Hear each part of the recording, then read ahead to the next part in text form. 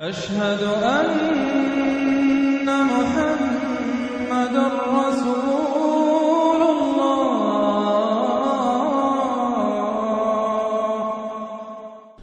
وَلَقَدْ أَخَذْنَا آلَ فِرْعَوْنَ بِالسِّنِينَ وَنَقْصٍ مِّنَ الثَّمَرَاتِ لَعَلَّهُمْ يَذَّكَّرُونَ صدق اللہ العظیم۔ آگے بڑھنے سے پہلے دو باتوں کی وضاحت ہو جائے۔ ایک تو تصحیح کرنی ہے مجھے اس بات کی کہ حضرت موسیٰ علیہ السلام جب نبوت سے سرفراز ہو کر مصر واپس آئے ہیں تو اس وقت جو بادشاہ تھا فرعون، وہ اصل میں اس بادشاہ کا بیٹا تھا جس بادشاہ کے زمانے میں کہ یہ بچے کی حیثیت سے دریائے نیل سے باہر نکالے گئے تھے اور جس کی گود میں گویا کہ پلے تھے۔ وہ فرعون بھی ابھی زندہ تھا، بوڑھا ہو چکا تھا، لیکن اس کے حضرت موسیٰ علیہ السلام کے محل میں آنے تک تو کوئی اولاد نہیں ہوئی تھی۔ بعد میں اسے بھی اللہ نے ایک بیٹا دیا، اور اب وہ بیٹا جوان تھا، اور وہ بیٹا جو ہے حضرت موسیٰ علیہ السلام کے ساتھ محل میں پلا بڑھا تھا، بالکل ایسے جیسے بھائی ہوتے ہیں۔ تو اس کے دل میں بھی محبت بہت تھی، گویا کہ حضرت موسیٰ کی حیثیت بڑے بھائی کی تھی، اور اس فرعون کی جس کو اب اس باپ نے تخت سے دستبردار ہو کر اپنا زندہ ہونے کے باوجود سارے امور سلطنت جو ہے تفویض کر دیے تھے اپنے اس بیٹے کو، اس کے دل میں بھی محبت تھی اور اس نے بھی قتل کرنے سے گریز کیا۔ دوسری بات جو آخری آیت تھی 15ویں رکوع کی، یہ ہمارے لیے خاص طور پر لمحہ فکریہ ہے مسلمانان پاکستان کے لیے، کہ ہم نے بھی تحریک پاکستان جو چلائی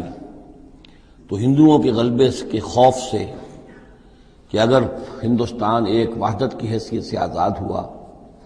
اور جو جدید دنیا کا جمہوری اصول ہے ون مین ون ووٹ، تو ہندو جو ہے اتنے غالب ہو جائیں گے کہ ہمیں دبا لیں گے، ہمیں ایکسپلائٹ کریں گے، ہماری تہذیب، تمدن، دین، مذہب، عقیدہ، زبان، ہر چیز کو برباد کریں گے۔ تو اللہ تعالیٰ نے ہمیں اس تحریک پاکستان میں جو بھی ہم نے کوشش کی اس میں کامیابی دی، اور بالکل یہی الفاظ وَيَسْتَخْلِفَكُمْ فِي الْأَرْضِ، اور تمہیں زمین میں طاقت عطا کرے، قوت عطا کرے، حکومت عطا کرے، فَيَنْظُرَ كَيْفَ تَعْمَلُونَ، پھر وہ دیکھے گا تم کرتے کیا ہو، تمہاری روش کیا رہتی ہے، تم پھر کیا طرز عمل اختیار کرتے ہو، تم واقعتاً اللہ کے بندے بنتے ہو اور اللہ ہی کی حکومت قائم کرتے ہو، یا یہ ہلدی کی گانٹھ جو تمہیں مل جائے تو اس کو لے کر تم پنساری بن کر بیٹھ رہتے ہو اور اپنی حکومت اور اپنی مرضی اور اپنی خواہشات کے مطابق وہ نظام وہاں کا چلاتے ہو۔ وَلَقَدْ أَخَذْنَا آلَ فِرْعَوْنَ، وہی قانون جو کہ سورہ انعام میں بھی آیا تھا، سورہ اعراف میں بھی، جب حضرت موسیٰ علیہ السلام آل فرعون کی طرف آئے تو اب یہ جو رد و قدح وہاں شروع ہوئی، تو اس دوران میں اللہ تعالیٰ نے قوم فرعون کے اوپر بہت سے چھوٹے چھوٹے عذاب بھیجنے شروع کیے تاکہ وہ ہوش میں آئیں، جاگیں۔ وَلَقَدْ أَخَذْنَا آلَ فِرْعَوْنَ، اور ہم نے پکڑا فرعون والوں کو، بِالسِّنِينَ، بار بار قحط آ رہے ہیں، وَنَقْصٍ مِّنَ الثَّمَرَاتِ، اور فصلوں کی تباہی سے، لعلہم یذکرون، شاید کہ وہ نصیحت پکڑے۔ فَإِذَا جَاءَتْهُمُ الْحَسَنَةُ، جب بھی کبھی درمیان میں حالات بہتر ہو جاتے تھے، اچھی صورتحال ہوتی تھی، قَالُوا لَنَا هَٰذِهِ، وہ کہتے تھے یہ تو ہمارے لیے ہے ہی، ہماری محنت کا، ہماری پلاننگ کا، ہماری مساعی کا، ہماری جدوجہد کا ثمرہ ہے۔ وَإِن تُصِبْهُمْ سَیِّئَةٌ، اور جب انہیں کوئی تکلیف آتی تھی، یطیروا بموسیٰ ومن معہ، تو اسے سمجھتے تھے کہ یہ موسیٰ اور اس کے ساتھیوں کی نحوست کی وجہ سے ہے۔ الا انما طائرہم عند اللہ، آگاہ ہو جاؤ کہ ان کی نحوست، ان کی شوبی قسمت جو ہے وہ اللہ کے ہاتھ میں ہے۔ ولکن اکثرہم لا یعلمون، لیکن ان کی اکثریت علم نہیں رکھتی، سمجھتے نہیں۔ وقالوا مہما تأتنا بہ من آیۃ لتسحرنا بہا، اور وہ کہتے تھے بہت ہی چیلنجنگ انداز میں کہ اے موسیٰ، یہ تم اپنے جادو کے زور سے ہمارے اوپر جو جو چیزیں لا رہے ہو، جو مصیبتیں لا رہے ہو تاکہ تم ہم پر جادو کرو، فما نحن لک بمؤمنین، تو اس کے باوجود ہم ثابت قدم ہیں، صابر ہیں، ہم اپنے عقائد پر، اپنے نظام پر جمے ہوئے ہیں، ہم آپ کی بات ماننے والے نہیں ہیں۔ فارسلنا علیہم الطوفان، پھر ہم نے ان پر زیادہ بڑی مصیبتیں بھیجی، طوفان وجراد، اور ٹڈی دل جس سے کہ فصلیں چٹ ہو گئیں، القمل، اور چچڑیاں، یہ قمل ہی سے ملتی جلتی شے جو ہے کھٹمل ہے ہماری، یہ جو انسان کے لیے پسو اور جس طریقے سے کہ اس کے خون کو چوستی ہیں، والضفادع اور مینڈک، اس کثرت سے مینڈک ہو گئے کہ جو برتن اٹھاؤ اس کے اندر سے مینڈک برآمد ہو رہا ہے، اور ظاہر بات ہے کہ پھر اس سے گھن آتی ہے، ہانڈی میں سے مینڈک پھدک کر نکل رہا ہے۔ والدمع اور خون کی بارش، آیات مفصلات، یہ ہم نے نشانیاں بھیجی وقفے وقفے سے، ساری ایک دم نہیں، ایک مرتبہ ایک نشانی ہے پھر دوسری نشانی ہے۔ فاستکبروا وکانوا قوما مجرمین، اس کے باوجود وہ استکبار پر اڑے رہے، اور وہ بڑی ہی اڑیل قوم تھے، مجرم قوم تھے۔ ولما وقع علیہم الرجس، اور جب ان پر وہ مصیبت آ جاتی تھی، یعنی یہ کہ ہوتے ہوتے اب ان کی جو اکڑ خونی ہے اس میں کم سے کم یہ کمزوری واقع ہو گئی، یہ نرمی واقع ہو گئی جو آگے آ رہی ہے۔ ولما وقع علیہم الرجس، جب ان پر وہ عذاب آتا تھا، قالوا یا موسیٰ، تو وہ حضرت موسیٰ سے کہتے تھے، ادع لنا ربک بما عہد عندک، اپنے رب کو پکارو، دعا کرو جو تمہارا اس سے قول و قرار ہے، تمہارا عہد ہے اس کے ساتھ، تاکہ وہ ہمیں اس مصیبت سے نجات دے۔ لئن کشفت عنا الرجس، اگر اس نے ہم سے اس عذاب کو ہٹا دیا، کھول دیا، لنؤمنن لک، ہم تمہاری بات مان لیں گے۔ یہ ایمان کے ساتھ جب لام آتا ہے تو اس کے معنی وہ ایمان ایک عقیدے والا ایمان نہیں ہوتا، مان لیں گے، تمہاری بات مان لیں گے۔ ایک ہے ایمان بے کے ساتھ، آمنت باللہ و ملائکتہ و کتبہ، تو با کے ساتھ جب آتا ہے پورے وثوق کے ساتھ، یقین کے ساتھ، گہرے اعتماد کے ساتھ، اور ایک ہے کسی کی بات سرسری طور پر مان لینا، تو وہ پھر ایمان لام کے ساتھ ہوتا ہے۔ لنؤمنن لک، ہم آپ کی بات مان لیں گے، وَلَنُرْسِلَنَّ مَعَكَ بنی اسرائیل، اور آپ کے ساتھ ہم بنی اسرائیل کو اس ملک سے جانے دیں گے۔ اصل میں وہ کیوں نہیں جانے دینا چاہتے تھے؟ اس لیے کہ ان کے لیے وہ بڑی ہی چیپ لیبر تھی، ان کے غلاموں کی حیثیت تھی، اور بڑے بڑے بھاری کام ان سے کرواتے تھے۔ احرام مصر کی تعبیر میں نہ معلوم کتنے اسرائیلیوں کی ہڈیاں جو ہے وہ دفن ہیں، بڑی بڑی چٹانیں جو ہیں وہ جب اوپر کھینچی جاتی تھی، یعنی کوئی گرتی تھی تو ان کے بیسیوں نہیں سینکڑوں جو ہے اس کے اندر پس جاتے تھے۔ تو ظاہر بات ہے کہ وہ چیپ لیبر جو انہیں ملی ہوئی تھی اس کو چھوڑنے کے لیے آسانی سے وہ تیار نہیں تھے، اس حوالے سے انہیں یہ شاخ گزر رہا تھا، ورنہ ظاہر بات ہے وہ بھی جانتے تھے کہ یہ ہمارے اس ملک کے رہنے والے نہیں ہیں، یہ فلسطین سے آئے تھے حضرت یوسف علیہ السلام کے زمانے میں، لیکن جیسا کہ میں نے عرض کیا آپ سے پہلے کہ ابتدا میں ان کے لیے وہاں بڑی آؤ بھگت رہی، بڑے عیش رہے، وہ پیرزادوں کی طرح ان کا احترام کیا گیا، انہیں بہترین زمینیں دی گئیں، جوشن کا علاقہ کہلاتا ہے جو نیل کا ڈیلٹا ہے، جو سب سے زیادہ زرخیز علاقہ ہے، وہ ان کو دیا گیا، وہاں یہ لوگ جو زمیندار بنے۔ لیکن اس کے بعد جب وہ نیشنلسٹ ریولوشن آیا تو بات ساری جو ہے وہ الٹی ہو گئی، تو فرمایا کہ ہم بھیج دیں گے آپ کے ساتھ بنی اسرائیل کو۔ فلما کشفنا عنہم الرجس، لیکن جب ہم ان سے وہ مصیبت کو دور کر دیتے تھے، الی اجل ہم بالغوہ، ایک مدت تک کے لیے کہ جس تک وہ پہنچ جائیں، لیکن ظاہر بات ہے کہ ہر ایک چیز کے لیے ایک مدت ہے، اس کے اندر ہی وہ بات ختم ہوتی ہے۔ اذا ہم ینکثون، تو پھر وہ اپنے عہد سے پھر جاتے تھے، اپنا وہ وعدہ جو تھا وہ اس کو توڑ دیتے تھے۔ فانتقمنا منہم، اب now cutting a long story short, بس ہم نے ان سے انتقام لیا۔ فاغرقناہم فی الیم، اور ہم نے انہیں سمندر میں غرق کر دیا، بانہم کذبوا بآیاتنا، اس لیے کہ انہوں نے ہماری آیات کو جھٹلایا، وکانوا عنہا غافلین، اور یقیناً وہ ہماری ان آیات سے تغافل برتتے رہے۔ وَأَوْرَثْنَا الْقَوْمَ الَّذِينَ كَانُوا يُسْتَضْعَفُونَ مَشَارِقَ الْأَرْضِ وَمَغَارِبَهَا الَّتِي بَارَكْنَا فِيهَا، اور وارث بنا دیا ہم نے اس زمین کے مشرق و مغرب کا جس کو کہ ہم نے بابرکت بنایا ہے۔ یہاں میں مشارق الارض آ کر ذرا بات کے سمجھنے میں مشکل ہو جاتی ہے، یہ خاص ایک ترتیب ہے رزم کے حوالے سے۔ مراد یہ ہے کہ اس زمین کا وارث بنا دیا جس زمین کو ہم نے بابرکت بنایا ہے، اس کے مشرق اور مغرب پر قبضہ دلا دیا اس قوم کو کہ جس کو دبا لیا گیا تھا۔ یہ زمین فلسطین ہے، ارض فلسطین، اس لیے کہ قرآن مجید میں بھی ہے الذی بارکنا حولہ، سبحان الذی اسری بعبدہ لیلا من المسجد الحرام الى المسجد الاقصى الذی بارکنا حولہ لنریہ من آیاتنا۔ تو یہ سرزمین فلسطین جو ہے یہ اس اعتبار سے بھی مبارک ہے کہ سینکڑوں انبیاء یہاں رہے اور دفن ہوئے، حضرت ابراہیم علیہ السلام کے بعد سے لے کر، اور یہ کہ نہ معلوم کتنے طویل عرصے تک یہ انبیاء کا مدفن بھی رہا اور ان کا مسکن بھی رہا، پھر یہ کہ بڑی زرخیز علاقہ بھی ہے۔ تو ہم نے اس قوم کو کانوا یستضعفون، جو دبا لیے گئے تھے مصر میں، جو دبے ہوئے تھے، پسے ہوئے تھے، ان کو وارث بنا دیا، اس زمین کے مشرق اور مغرب کا، مشارق الارض و مغاربها التی بارکنا فیہا، جس میں ہم نے برکتیں رکھی ہیں۔ وتمت کلمۃ ربک الحسنی علی بنی اسرائیل، اور تیرے رب کی اچھی بات، اچھا وعدہ بنی اسرائیل کے حق میں پورا ہو گیا، بما صبروا، جو صبر انہوں نے کیا، یعنی جو بھی سختیاں آئیں حضرت موسیٰ علیہ السلام کے ساتھ، جو بھی لوگ ان میں سے ایمان لائے تھے، انہوں نے واقعتاً ثابت قدمی دکھائی، اور یہ کہ اس صبر کی وجہ سے اللہ تعالیٰ کا وعدہ ان پر پورا ہوا۔ وَدَمَّرْنَا مَا كَانَ يَصْنَعُ فِرْعَوْنُ وَقَوْمُهُ، اور ہم نے تباہ و برباد کر دیا جو کچھ کے بنایا تھا فرعون نے اور اس کی قوم نے، وَمَا كَانُوا يَعْرِشُونَ، اور جو وہ اونچے اونچے کرتے تھے، محل بناتے تھے یا کچھ اور اونچی اونچی ٹٹیاں چڑھاتے تھے اپنے انگوروں کی بیلوں کے لیے، ان سب کو ہم نے جو ہے ختم کر کے رکھ دیا۔ اب یہ جو تھا ان کا سفر مصر سے اور جو یہ صحرائے سینا تک آئے، اس کا تذکرہ جو ہے کئی مرتبہ اس سے پہلے مدنی صورتوں میں بھی آ چکا ہے، لیکن اب کچھ واقعات وہ بیان ہو رہے ہیں کہ جو اس ایکسوڈس کے بعد، اسے ایکسوڈس کہتے ہیں، کتاب الخروج، یعنی یہ جو باب ہے اولڈ ٹیسٹمنٹ کا، ایکسوڈس، نکلنا، مصر سے نکلنا، اس کے حالات۔ وَجَاوَزْنَا بِبَنِي إِسْرَائِيلَ الْبَحْرَ،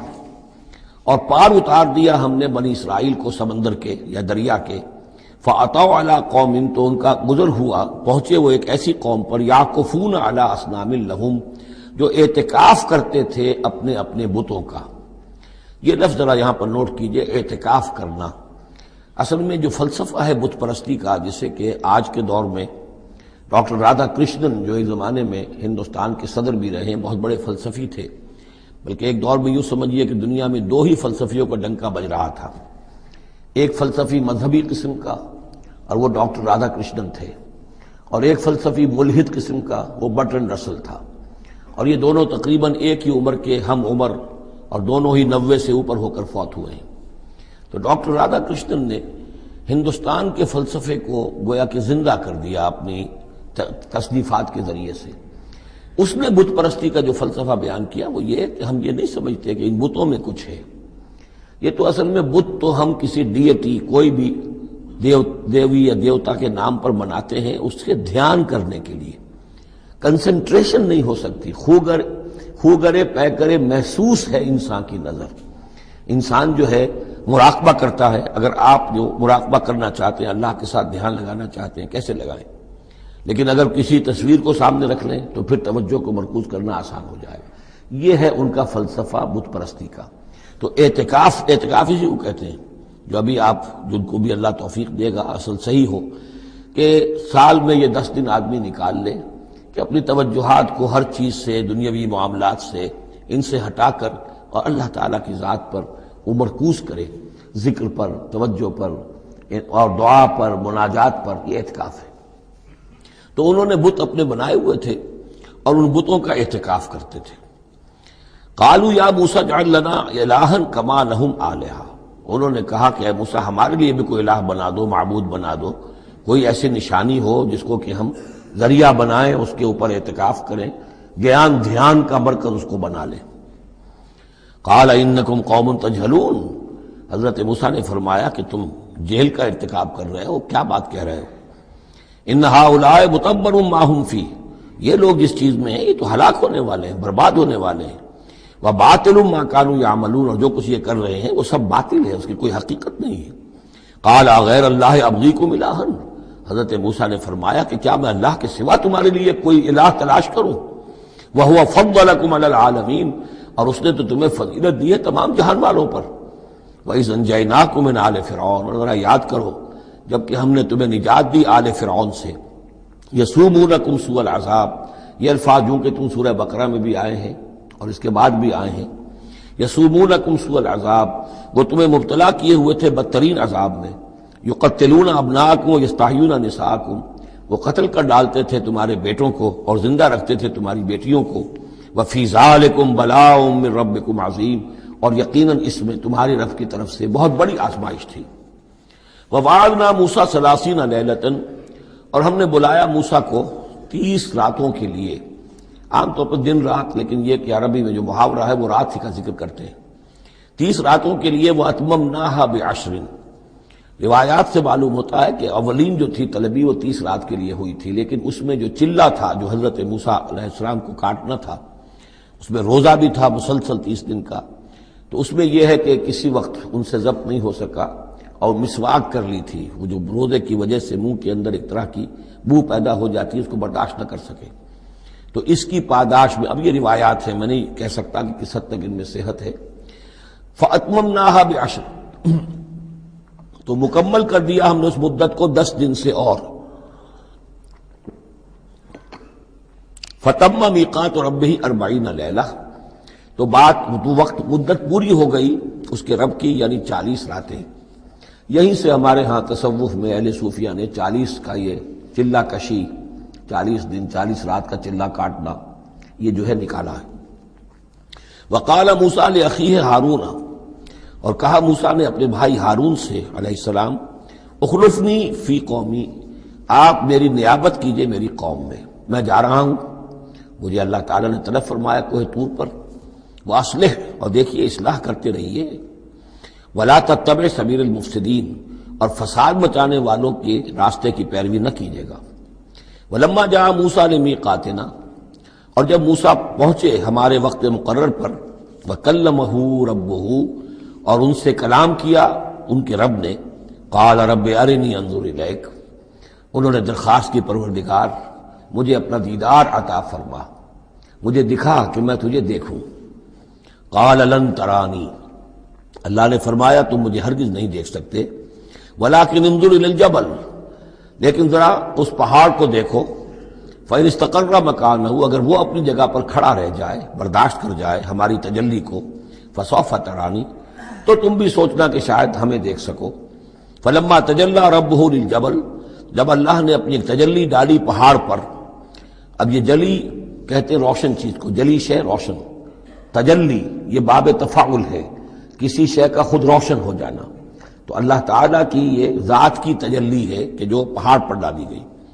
جعلہ دکن، جس سے کہ وہ پہاڑ جو ہے وہ بالکل ریزہ ریزہ ہو گیا، وخر موسیٰ صاعقا، اور حضرت موسیٰ علیہ السلام بھی تجلی باری تعالیٰ کے اس بالواسطہ مشاہدے کے نتیجے میں بھی وہ بے ہوش ہو کر گر پڑے۔ فلما افاقا، جب انہیں افاقہ ہوا، ہوش میں آئے، قال سبحانک، اب انہوں نے کہا اے اللہ تو پاک ہے، تبت الیک، میں تیری جناب میں توبہ کرتا ہوں کہ میں نے جسارت کی تھی، میں نے جو ہے اپنی حیثیت سے بڑھ کر تجھ سے سوال کر لیا تھا، وانا اول المومنین، اور میں پہلا ہی ہوں ایمان لانے والا، بغیر دیکھے تجھے ماننے والا ہوں۔ قال یا موسیٰ انی اصطفیتک علی الناس برسالاتی، اللہ نے فرمایا موسیٰ میں نے تمہیں چن لیا ہے لوگوں پر، تمام انسانوں میں سے تمہیں چنا ہے، پسند کیا ہے اپنے پیغام کے لیے، رسالات کے لیے، وبکلامی، اور اپنے کلام کے لیے، یہ خاص مقام ہے، امتیازی مقام ہے حضرت موسیٰ کا، کلم اللہ موسیٰ تکلیم، فخذ ما آتیتک وکن من الشاکرین، تو لے لو جو میں تمہیں دے رہا ہوں اور بن جانا شکر کرنے والوں میں، یعنی یہ الواح جو ہے جو ہم دے رہے ہیں ان میں احکام لکھے ہوئے ہیں، یہ تم لے لو اور ان کا حق ادا کرو۔ وَكَتَبْنَا لَهُ فِي الْأَلْوَاحِ، اور ہم نے لکھ دیا اس کے لیے تختیوں پر، وہ پتھر کی تختیاں، مِن كُلِّ شَيْءٍ مَوْعِظَةٌ، ہر طرح کی نصیحت، وَتَفْصِيلًا لِكُلِّ شَيْءٍ، اور ہر طرح کے احکام کی تفصیل، یعنی جو بنیادی احکام ہیں، موٹے موٹے احکام ہیں، یوں سمجھیے کہ وہ در حقیقت ایک طرح سے ڈینجر سگنلز ہیں۔ اگر آپ کسی پہاڑی راستے پر جا رہے ہیں تو جگہ جگہ آپ کو نشانات ملتے ہیں کہ ذرا یہاں بچ کے گزرنا، تو شریعت خداوندی جو ہے وہ بھی در حقیقت انسانی تمدن کا جو پیچیدہ سفر ہے اس میں ڈینجر کوشنز ہیں، ڈینجر سگنلز ہیں، یہاں اس سے ذرا دور رہنا، اس سے ذرا ہٹ کر رہنا، اس کے اندر اندر آدمی جو ہے وہ اپنی محنت کرے، کوشش کرے، جدوجہد کرے، مباحات کے دائرے کے اندر جو بھی اس کا ہے چوائس اس کو اختیار کر لے، لیکن جو محرمات ہیں وہ حدود ہیں، تلک حدود اللہ فلا تقربوها، تو شریعت کی جو آسمانی شریعت ہے اصل بنیاد یہی ہے کہ زندگی کے ہر گوشے سے متعلق چند موٹے موٹے احکام دے دیے، اس کے اندر جو ہے وہ کھلا چھوڑ دیا انسان کو کہ اب اس کے اندر اپنی سمجھ سے، اپنے اجتہاد سے، اپنی کوشش سے، اپنی عقل کو بروئے کار لا کر کام کرو۔ وَكَتَبْنَا لَهُ فِي الْأَلْوَاحِ مِن كُلِّ شَيْءٍ مَوْعِظَةً وَتَفْصِيلًا لِكُلِّ شَيْءٍ فَخُذْهَا بِقُوَّةٍ، تو اے موسیٰ اس کو تھام لو مضبوطی کے ساتھ، وَأَمُرْ قَوْمَكَ، اور اپنی قوم کو بھی حکم دو، يَأْخُذُوا بِأَحْسَنِهَا، کہ وہ اسے پکڑیں، اس کو تھامیں اس کی بہترین صورت کے اندر۔ اس کے مراد کیا ہے کہ ہر معاملے کے اندر درجے ہوتے ہیں۔ آپ کو ایک چیز بتائی جا رہی ہے، اس میں ایک درجہ اونچا ہے، ایک اس سے کمتر ہے، آپ اونچے سے اونچے درجے کی طرف آنے کی کوشش کیجیے۔ یہی بات جو ہے مسلمانوں سے بھی پھر کہی گئی ہے، آخری پاروں میں ہم دیکھیں گے چل کر کہ وہ لوگ کہ جو کلام کو سنتے ہیں، یستمعون القول فیتبعون احسنہ، وہ کلام کو سنتے ہیں پھر جو اس کی بہترین بات ہوتی ہے اس کو اختیار کرتے ہیں۔ ایک یہ ہوتا ہے آدمی سوچتا کچھ اور کمی والی بات ہو جائے، ڈھیل ہو جائے، رعایت ہو جائے، چلیے پاس مارکس مجھے مل جائیں، مجھے فرسٹ ڈویژن نہیں چاہیے، مجھے سیکنڈ ڈویژن نہیں چاہیے، ڈسٹنکشن نہیں چاہیے، پاس ہی ہو جاؤں۔ لیکن یہ معاملہ دین میں نہیں ہونا چاہیے، یہ معاملہ دنیا میں کرو، دین میں اچھے سے اچھا، اعلی سے اعلیٰ، جیسا کہ ہم پڑھ چکے ہیں سورہ مائدہ کے اندر، اذا اتقوا وآمنوا وعملوا الصالحات ثم اتقوا وآمنوا ثم اتقوا واحسنوا واللہ یحب المحسنین۔ ہے جستجو کہ خوب سے ہے خوب تر کہاں، کیوں نہیں بہتر سے بہتر کی طرف جاتے؟ جتنا آج وقت لگا رہے ہو دین کے لیے اس سے زیادہ لگاؤ کل، اور پرسوں اس سے آگے تمہارا قدم پڑنا چاہیے، نہ یہ کہ آدمی جو ہے وہ پیچھے کی طرف دیکھے۔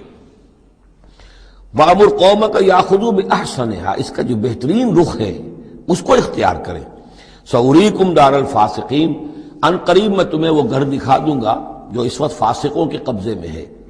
یعنی یہاں جو کچھ ہوا ہے، کوہ طور جو ہے وہ سمجھ لیجئے کہ وہ سینائی پیننسلا کا جو ساؤدرن ٹپ ہے وہاں پر ہے تقریباً کوہ طور۔ تو گویا کہ خلیج سویز کو کراس کیا یا کہیں سے کسی جھیل کو کراس کر کے مصر سے آئے سینائی پیننسلا میں، پھر یہ کہ خلیج سویز کے ساتھ ساتھ ہو کر ساؤدرن ٹپ تک پہنچ گیا پورا قافلہ۔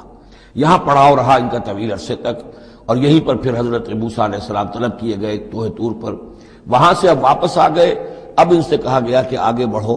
اور خلیج عقبہ کے ساتھ ساتھ ہو کر داہنی جو ہے کھاڑی جو ہے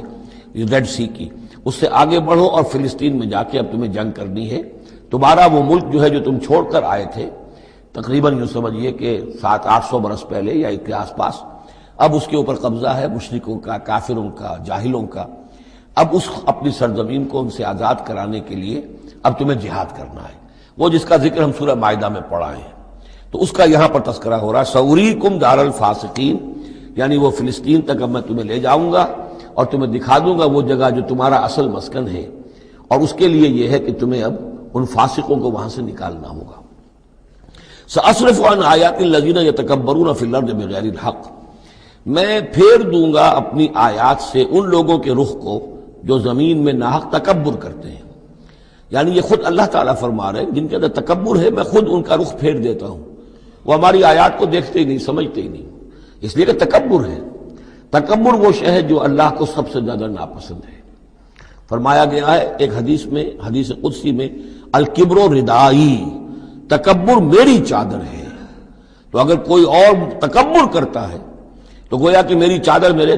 شانے سے وہ گھسیٹ رہا ہے، تو اس کے خلاف میرا اعلان جنگ ہے۔ ایک اور حدیث میں فرمایا لن يدخل الجنہ من کان فی قلبہ مثقال حبۃ من کبر،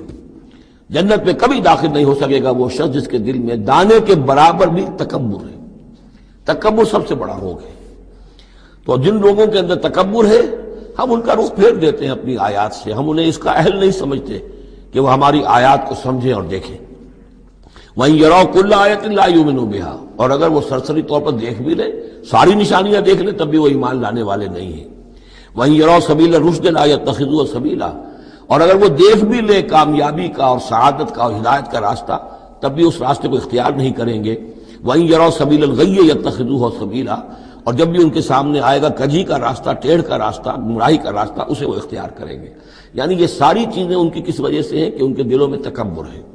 ذالک بانہم کذبوا بآیاتنا، یہ اس لیے کہ انہوں نے ہماری آیات کو جھٹلایا اپنے تکبر کی بنیاد پر، وکانوا عنہا غافلین، اور اس سے تغافل برتتے رہے۔ والذین کذبوا بآیاتنا ولقاء الآخرۃ، اور جو لوگ بھی جھٹلائیں گے ہماری آیات کو اور آخرت کی ملاقات کو، حبطت اعمالہم، ان کے سارے اعمال حبط ہو جائیں گے۔ اپنی جگہ وہ بڑی نیکیاں کما رہے ہوں، جیسے کہ قریش مکہ تھے، ہم کعبے کی خادم ہیں، کعبے کی خدمت کر رہے ہیں، کعبے کو صاف رکھتے ہیں، حاجیوں کو دودھ پلاتے ہیں، پانی پلاتے ہیں، ان کے سارے عمل حق اکارت ہو جائیں گے۔ هل یجزون الا ما كانوا يعملون، اور ان کو نہیں دیا جائے گا بدلے میں مگر وہی کچھ جو وہ کرتے تھے۔ وَاتَّخَذَ قَوْمُ مُوسَىٰ مِن بَعْدِهِ مِنْ حُلِيِّهِمْ عِجْلًا جَسَدًا لَهُ خُوَارٌ، اور بنا لیا موسیٰ کی قوم نے ان کے بعد، حضرت موسیٰ علیہ السلام جب چلے گئے کوہ طور پر تو پیچھے یہ ایک فتنہ اٹھا ہے سامری، یہ سامری جو ہے اس نے فتنہ اٹھایا، اور جو کچھ ان لوگوں کے پاس، اسرائیلیوں کے پاس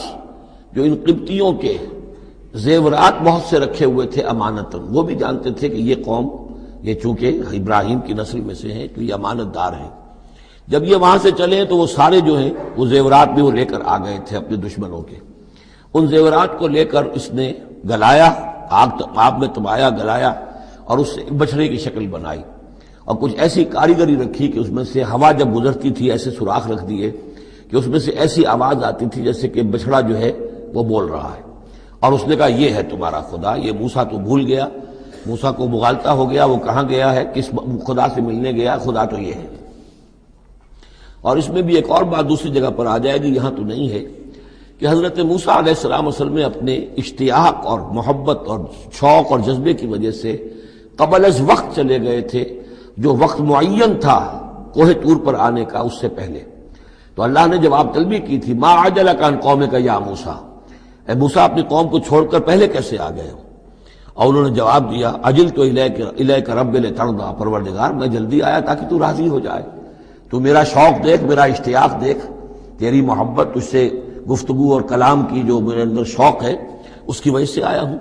تو گویا کہ وہ تو شاباش کی توقع رکھتے تھے، یہاں ڈانٹ پڑ گئی، ما عجلک عن قومک یا موسیٰ قال عجلت الیک رب لترضیٰ، لیکن اللہ نے فرمایا فإنا فتنا قومک من بعدک، تمہاری اس عجلت کی وجہ سے ہم تمہاری قوم کو تمہارے بعد فتنے میں ڈال چکے ہیں۔ تو جلدی خیر کے لیے بھی نہیں کرنی چاہیے، خیر کے کام کو بھی عین وقت پر سہج پکے سو میٹھا ہو۔ تو اضلهم سامری نے انہیں گمراہ کر دیا ہے، وہ تذکرہ ہو رہا ہے۔ من حلیہم، زیوروں سے، عجلاً جسداً، ایک بدن سا بنایا بچھڑے کا سا، لہو خوار، جس میں گائے کی سی آواز آتی تھی۔ الم یروا انہ لا یکلمہم، کیا انہوں نے یہ نہیں غور کیا کہ وہ نہ ان سے بات کر سکتا ہے، وہ گدھے کی سی یا گھوڑے کی سی یا بچھڑے کی سی آواز سے تو کوئی بات نہیں بنتی، ولا یہدیہم سبیلا، نہ انہیں وہ کوئی راستہ بتا سکتا ہے۔ اتخذوہ وکانوا ظالمین، انہوں نے اسی کی عبادت شروع کر دی، اسے معبود بنا لیا، اور وہ تھے بہت ظالم۔ ولما سقط فی ایدیہم ورأوا انہم قد ضلوا، اور جب ان کے ہاتھوں کے طوطے اڑ گئے، پچھتاوا ہوا، یعنی ان میں سے بھی گویا کہ 3 حصوں میں قوم تقسیم ہو گئی۔ ایک قوم، بڑا حصہ قوم کا وہ رہا جو اس گناہ میں شریک نہیں ہوا، ایک حصہ وہ تھا کہ جو کچھ دیر کے لیے شریک رہا لیکن فوراً ہوش میں آ گیا بعد میں، تیسرا حصہ وہ تھا جو حضرت موسیٰ علیہ السلام کی واپسی تک اس پر اڑا رہا، جازم رہا۔ تو یہاں اس درمیانی طبقے کا ذکر ہو رہا ہے، وَلَمَّا سُقِطَ فِي أَيْدِيهِمْ وَرَأَوْا أَنَّهُمْ ضَلُّوا، جب ان کے ہاتھوں کے طوطے اڑ گئے، ان کے پچھتاوا طاری ہوا، اور انہوں نے سوچا ہم تو گمراہ ہو گئے، یہ ہم کیا کر بیٹھے۔ قَالُوا لَئِن لَّمْ يَرْحَمْنَا رَبُّنَا، انہوں نے کہا کہ اگر ہمارے رب نے ہم پر رحم نہ فرمایا، وَيَغْفِرْ لَنَا، اور اگر ہمیں بخش نہ دیا، لَنَكُونَنَّ مِنَ الْخَاسِرِينَ، تو ہم تو ہو جائیں گے بہت خسارے والوں میں سے۔ وَلَمَّا رَجَعَ مُوسَىٰ إِلَىٰ قَوْمِهِ غَضْبَانَ أَسِفًا،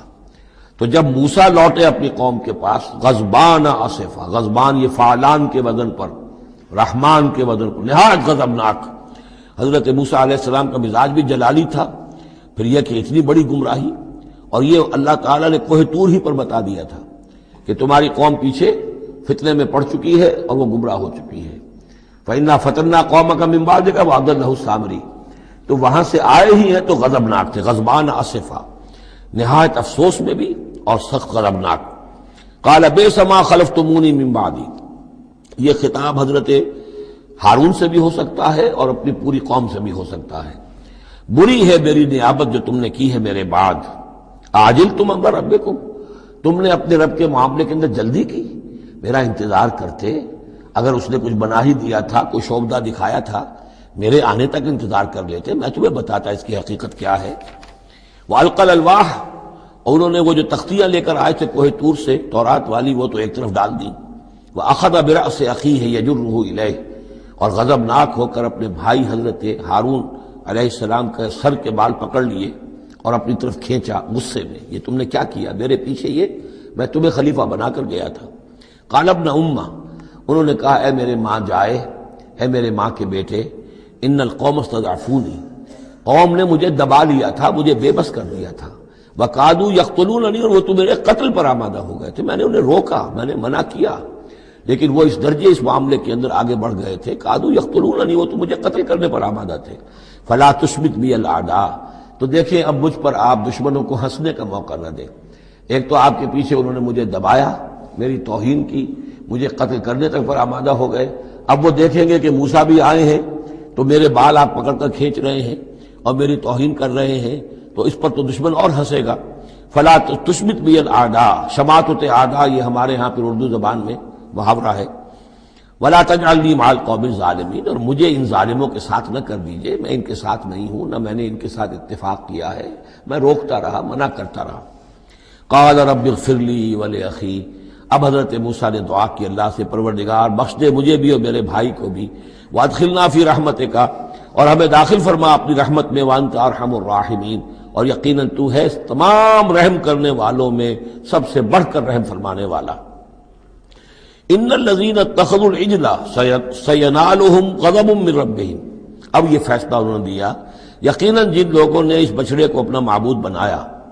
ان قریب ان پر آئے گا غضب ان کے رب کی طرف سے، گویا کہ قتل مرتد کی سزا جس کا ذکر ہم سورہ بقرہ میں پڑھ چکے ہیں۔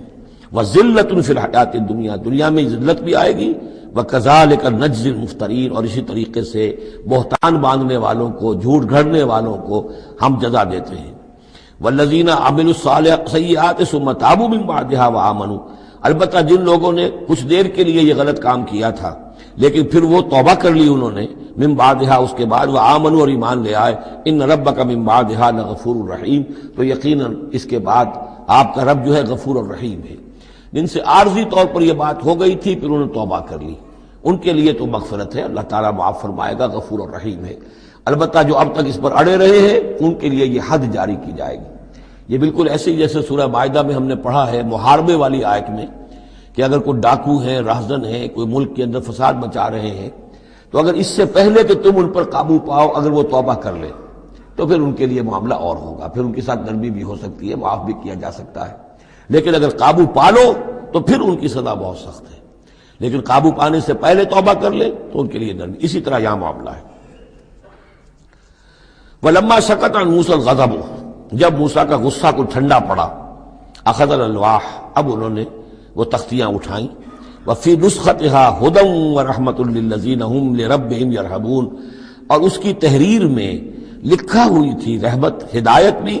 اور رحمت بھی ان لوگوں کے حق میں جو اپنے رب سے ڈرتے ہیں، اپنے رب کا تقوی اور خوف رکھتے ہیں۔ وَاخْتَارَ مُوسَىٰ قَوْمَهُ 70 رَجُلًا لِمِيقَاتِنَا، اب ایک تو سزا دے دی گئی، ایک تو پرج ہو گئی، اور یہودی جو ہیں جنہوں نے کہ آخری وقت تک اس کے اوپر قائم رہے انہیں قتل کر دیا گیا۔ اب اس کے بعد ایک اجتماعی توبہ کے لیے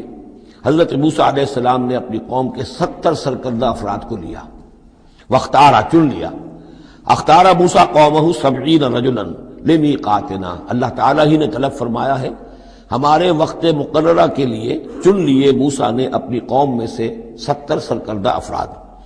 فلما اخذتهم الرجفۃ، جب وہ آئے ہیں کوہ طور پر یا اس کے قریب تو ان کے اوپر کپ کپ کی طاری ہو گئی یا زلزلے نے آ پکڑا، یعنی وہ ایک سخت ترین جو ہے ان کے لیے پھر خوفناک صورت پیدا کر دی گئی۔ قال رب، حضرت موسیٰ نے عرض کیا پروردگار، لو شئت اہلکتہم من قبل وإیایا، اگر تیری مشیت یہی تھی تو اس سے پہلے ہی ہمیں بھی ہلاک کر سکتا تھا، مجھے بھی کر سکتا تھا، انہیں بھی کر سکتا تھا۔ خطا کار تو ہم ہیں، غلطی ہوئی ہے، لیکن بہرحال ہم نے اتنا بڑا کفارہ بھی دے دیا ہے، اپنی قوم کے اتنے لوگوں کو اپنے ہاتھوں ذبح بھی کیا ہے، لیکن یہ کہ اگر ہلاک ہی کرنا تھا جو اس وقت شکل ہو رہی ہے تو پہلے قدم پر بھی تو ہلاک کر سکتا تھا۔ لو شئت اہلکتہم من قبل وإیایا، اگر تو چاہتا تو ہلاک کر دیتا ان سب کو بھی اور مجھے بھی۔ اتہلکنا بما فعل السفہاء منا، کیا تم ہمیں ہلاک کر دے گا ہمارے کچھ بے وقوف لوگوں کی حرکت کی وجہ سے؟ ہمارے ہاں کچھ بے وقوف تھے جنہوں نے حرکت کی تھی، اور ان کی وجہ سے کیا پوری قوم کو ہلاک کر دے گا؟ ان ہی الا فتنتک، نہیں یہ تیری طرف سے ایک آزمائش ہے۔ تضل بہا من تشاء،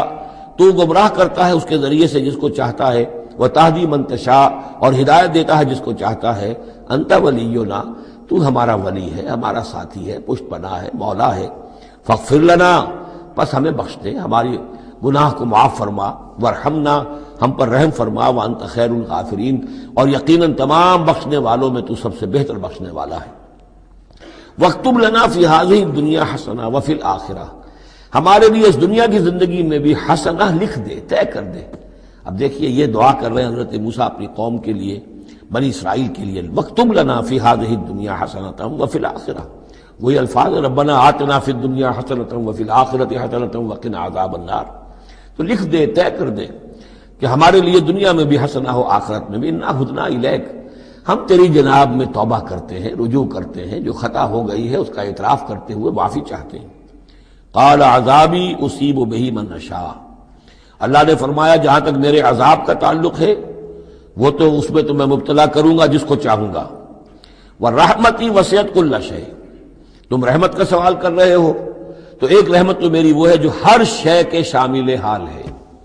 ہر شے کا وجود میری رحمت سے ہے، اس کا بقا میری رحمت سے ہے، اس کا تسلسل میری رحمت سے ہے۔ ایک تو رحمت عامہ ہے جو تمام مخلوقات کو شامل ہے، تمام مخلوقات جو ہے اس میں سے حصہ پا رہی ہیں۔ ورحمتی وسعت کل شیء فسأکتبھا، اب یہاں مراد ہے خاص رحمت جس کے لیے تم کہہ رہے ہو، وہ تو میں لکھ دوں گا ان لوگوں کے لیے۔ اب یہ بہت اہم مقام یہاں آ رہا ہے، وہ اپنی رحمت میں خاص کر دوں گا، لکھ دوں گا للذین یتقون، جو تقوی کی روش اختیار کریں، ویؤتون الزکاۃ، اور زکوٰۃ دیتے رہیں، والذین ھم بآیاتنا یؤمنون، اور جو لوگ ہماری آیات پر ایمان پختہ رکھیں۔ الذین یتبعون الرسول النبی الامی الذی یجدونہ مکتوبا عندہم فی التوراۃ والانجیل، جو اتباع کریں گے ہمارے امی نبی کی، جس کا کو رسول بنا کر بھیجا جائے گا، رسول نبی امی کا اتباع کریں گے، جسے وہ پائیں گے الذی یجدونہ، جسے پائیں گے لکھا ہوا مکتوباً عندہم، ان کے پاس، اپنے پاس، فی التوراۃ والانجیل، کہ وہ ان کے پاس اس کی پیشن گوئیاں، اس کے حالات، اس کی علامات تورات اور انجیل دونوں میں ہوں گی۔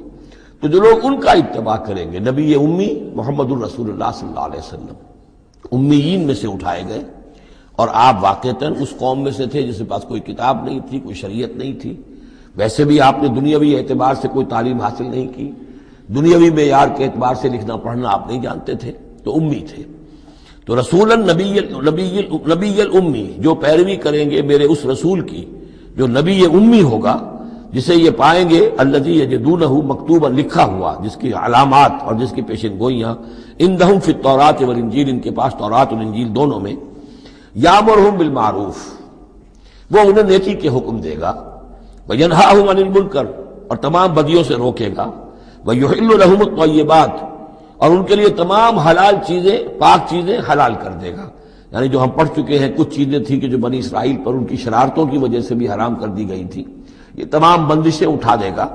تمام پاکیزہ چیزوں کو ان کے لیے حلال کرے گا۔ وَيُحَرِّمُ عَلَيْهِمُ الْخَبَائِثَ، اور جتنی خبیث ناپاک چیزیں ہیں انہیں حرام قرار دے گا۔ وَيَضَعُ عَنْهُمْ إِصْرَهُمْ وَالْأَغْلَالَ الَّتِي كَانَتْ عَلَيْهِمْ، اور ان سے اتار دے گا، دور کر دے گا، انہیں نجات دے گا ان کے بوجھوں سے اور ان کی ان توقوں سے کہ جو ان کے اوپر پڑے ہوئے ہوں گے۔ یعنی مختلف رسوم اور رواج، ان کے توق جو لوگ باندھ لیتے ہیں اپنے گلوں کے اندر، چاؤ میں کچھ لوگ دولت والے جو ہیں وہ نئی نئی رسمیں ایجاد کرتے ہیں، نئے نئے تہوار ایجاد کرتے ہیں، نئی جو ہے اور تقریبات کا چرچا ہو جاتا ہے۔ غریبوں کے لیے پھر ان کو پورا کرنا پڑتا ہے، شادی بیاہ کی یہ تقریبات ہیں۔ اب جن کے پاس حرام کی دولت کے انبار جمع ہیں، ان کے لیے تو اپنی دولت مندی کے اظہار کا موقع ہے، کیسے پتہ چلے گا ہم دولت مند ہیں؟ اسی طریقے سے جیسے کہ ہندوؤں کے ہاں منیے کی دولت یا لگتی تھی مکان پر یا بیاہ شادی پر،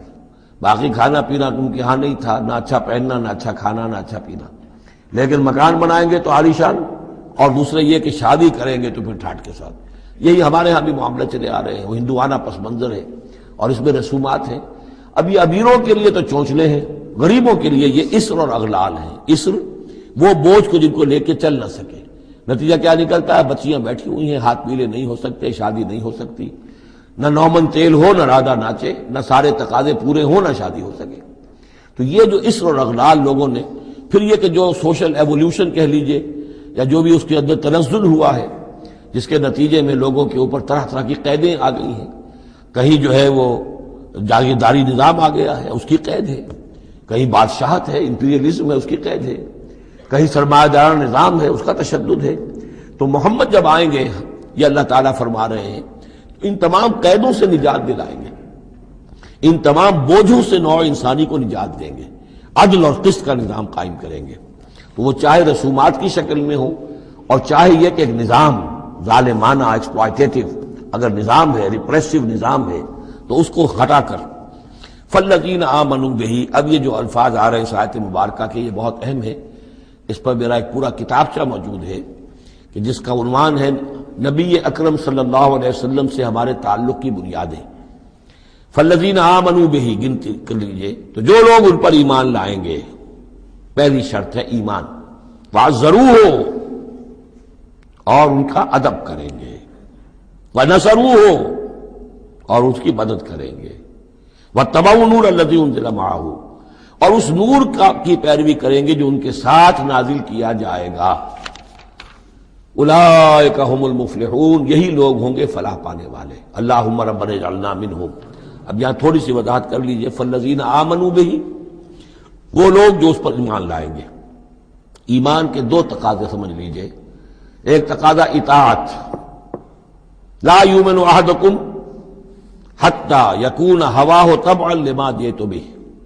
تم میں سے کسی شخص کا مجھ پر ایمان نہیں ہے جب تک کہ اس کی خواہش نفس تابع نہ ہو جائے اس کے جو میں لے کر آیا ہوں، جو احکام میں لے کر آیا ہوں۔ تم اگر جب ایمان رکھتے ہو کہ میں اللہ کی طرف سے لے کر آیا ہوں تو تمہیں ان کو ماننا ہے۔ لا یؤمن احدکم حتی یکون ہواہ تبعا لما جئت بہ۔ دوسرا تقاضا، لا یؤمن احدکم حتی اکون احب الیہ من والدہ وولدہ والناس اجمعین، تم میں سے کوئی شخص مومن نہیں ہو سکتا جب تک کہ میں اسے محبوب تر نہ ہو جاؤں، اپنے باپ سے بھی، بیٹے سے بھی، تمام انسانوں سے۔ تو ایک غائب درجے میں اتباع اور اطاعت، اور دوسرے غائب درجے میں محبت محمد رسول اللہ صلی اللہ علیہ وسلم کی، یہ ایمان کے تقاضے ہیں۔ اب اس کا نتیجہ خود بخود نکلے گا، پھر آپ کی تعظیم ہوگی، عظمت ہوگی، آپ کا نام جہاں سنیں گے، درود آپ پڑھیں گے، یہ ساری چیزیں جو ہیں، اور یہ کہ جہاں آپ کا کوئی قول آپ کو سنایا جائے فوراً زبان بند ہو جانی چاہیے۔ پھر یہ نہیں کہ اپنی عقل جو ہے آدمی لڑا رہا ہے، ہاں اس کی تحقیق ہو سکتی ہے کہ واقعتاً یہ حضور نے فرمایا یا نہیں فرمایا، یہ حدیث ضعیف ہے، مضبوط ہے، کیسی ہے، لیکن اس وقت خاموش ہونا ضروری ہے۔ جب کسی نے کہا یہ حدیث ہے، ہو سکتا ہے کہ حدیث صحیح ہو اور حضور کی طرف اس کی نسبت جو ہے وہ صحیح ہو، مضبوط ہو، لہذا فوری طور پر اپنی زبان بند کر دینا یہ ادب کا تقاضا ہے۔ تو وعزروہ ہو ونصروہ ہو، اور مدد کرے۔ مدد کس کام میں؟ حضور نے ذاتی تو اپنی کوئی امپائر بلڈ نہیں کی، نہ آپ نے اپنے لیے کوئی جاگیر بنائی، نہ کوئی جائیداد بنائی، کس کام کے لیے نصرت چاہیے تھی اللہ کے دین کے لیے، اس کے غلبے کی جد و جہد،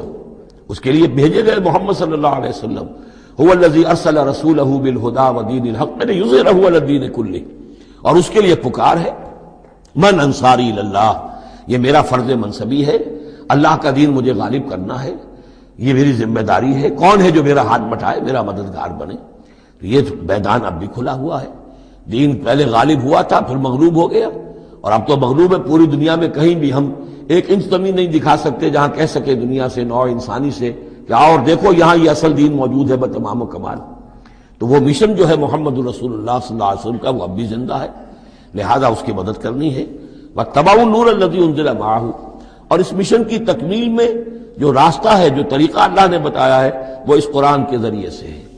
تذکیر قرآن سے، تبلیغ قرآن کی، انذار قرآن سے، تبشیر قرآن سے، تعلیم قرآن کی، یتلو علیہم آیاتہ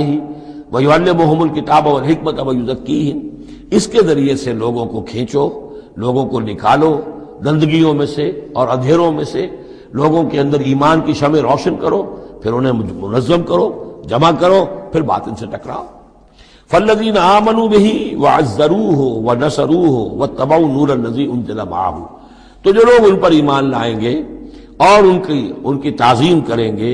اور ان کی مدد کریں گے اور اس نور کی پیروی کریں گے جو ان کے ساتھ نازل کیا جائے گا، یعنی قرآن مجید حضور کے ساتھ یہ نازل کیا گیا، بھیجا گیا۔ اولئک ھم المفلحون، یہی لوگ ہوں گے فلاح پانے والے۔ اللہم ربنا اجعلنا منہم۔ قل یا ایھا الناس، اب ظاہر بات ہے کہ وہ لمبی بات کو اب یہاں پہ ختم کرتے ہوئے کہ اب حضور صلی اللہ علیہ وسلم تشریف لے آئے، اب یہی بات اس کے حوالے سے اب آپ سے کہا جا رہا ہے کہ اے نبی، جو خبر دی تھی اس وقت ہم نے موسیٰ کو، اور جو ہم نے کہہ دیا تھا کہ جو رحمت ہے ہماری خصوصی وہ انہی لوگوں کے لیے ہوگی تم میں سے کہ جو محمد عربی صلی اللہ علیہ وسلم پر ایمان لے آئیں گے۔ تو اب کہہ دیجئے ڈنکے کی چوٹ، قل یا ایھا الناس، کہہ دیجئے اے لوگو۔ اور یہ پھر بہت نوٹ کرنے کے قابل ہے کہ ہم نے اب تک جتنے رسولوں کا تذکرہ سنا ہے، پڑھا ہے سورہ اعراف میں، وہ یا قوم یا قوم یا قوم، اے میری قوم کے لوگوں۔ لیکن محمد رسول اللہ کی امتیازی شان یہ ہے کہ یہ قوم کی طرف مبعوث نہیں ہوئے، صرف پوری نوع انسانی کی طرف۔ جیسے سورہ بقرہ کے تیسرے رکوع کی پہلی آیت میں نے حوالہ دیا تھا، یا ایھا الناس اعبدوا ربکم الذی خلقکم والذین من قبلکم لعلکم تتقون۔ تو یہ آفاقی رسالت ہے، عالمی رسالت ہے، انسانی سطح پر ہے۔ قل یا ایھا الناس انی رسول اللہ الیکم جمیعا، میں اللہ کا رسول ہوں تمہاری طرف، سب کی طرف۔ الذی لہ ملک السماوات والارض، یہ بات 5 مرتبہ قرآن میں کہی گئی ہے مختلف الفاظ میں کہ حضور کی بعثت پوری نوع انسانی کے لیے ہے، جس میں سب سے نمایاں آیت وہ ہے وما ارسلناک الا کافۃ للناس بشیرا ونذیرا، ہم نے نہیں بھیجا ہے محمد آپ کو مگر پوری نوع انسانی کے لیے بشیر اور نذیر بنا کر۔ باقی یہ کہ اور مختلف اسالیب میں 4 مرتبہ اور یہ بات آئی ہے کہ آپ کی بعثت جو ہے کسی خاص قوم، کسی خاص ملک، کسی خاص رنگ اور نسل کے لوگوں، کسی خاص قبیلے کی طرف نہیں ہے، بلکہ پوری نوع انسانی کی طرف ہے۔ قل یا ایھا الناس انی رسول اللہ الیکم جمیعا الذی لہ ملک السماوات والارض، میں اس اللہ کا رسول ہوں جس کے لیے آسمان اور زمین کی بادشاہی ہے۔ لا الہ الا ہوا، اس کے سوا کوئی معبود نہیں۔ یحیی و یمیت، وہی زندہ رکھتا ہے اور وہی موت وارد کرتا ہے۔ فآمنوا باللہ، تو ایمان لاؤ اللہ پر، ورسولہ النبی الامی الذی، اور اس کے اس رسول پر جو نبی امی ہے، اور جو یؤمن باللہ وکلماتہ، جو ایمان رکھتا ہے اللہ پر اور اس کے کلام پر، اس کے کلمات پر، اس کی باتوں پر، واتبعوہ، اور اس کی پیروی کرو، لعلکم تہتدون، تاکہ تم ہدایت پاؤ۔ یہ گویا کہ اعلان عام ہوا محمد رسول اللہ صلی اللہ علیہ وسلم کا کہ وہ جو بات اللہ تعالیٰ نے حضرت موسیٰ سے کہی تھی، یہ اس کے مطابق میری بعثت ہوئی ہے۔ اور اب گویا کہ جیسا کہ میں نے آپ کو بتایا تھا، یہ تمہید ہے، تیاری ہو رہی ہے، چونکہ اب مدینے کی طرف سفر کرنا ہے۔ یہ صورت پہلے نازل ہو گئی ہے تاکہ وہ ذہن تیار ہو جائے اس کے لیے کہ اب یہود کے 3 بڑے بڑے قبیلے وہاں پر آباد ہیں، ان سے براہ راست اب سابقہ پیش آئے گا۔ ابھی تک براہ راست خطاب یہود سے نہیں ہوا، یا بنی اسرائیل سے کوئی خطاب نہیں، گفتگو ہو رہی ہے محمد رسول اللہ سے یا اہل مکہ سے یا حضور کے وساطت سے مسلمانوں سے۔ لیکن یہ کہ وہ باتیں ساری وہ آ رہی ہیں کہ جن کا اب محل جو ہے واضح ہو جائے گا ہجرت کے بعد۔ وَمِن قَوْمِ مُوسَىٰ أُمَّةٌ يَهْدُونَ بِالْحَقِّ وَبِهِ يَعْدِلُونَ، اور موسیٰ کی قوم میں یقیناً کچھ لوگ ایسے تھے، امتن ایسے لوگ تھے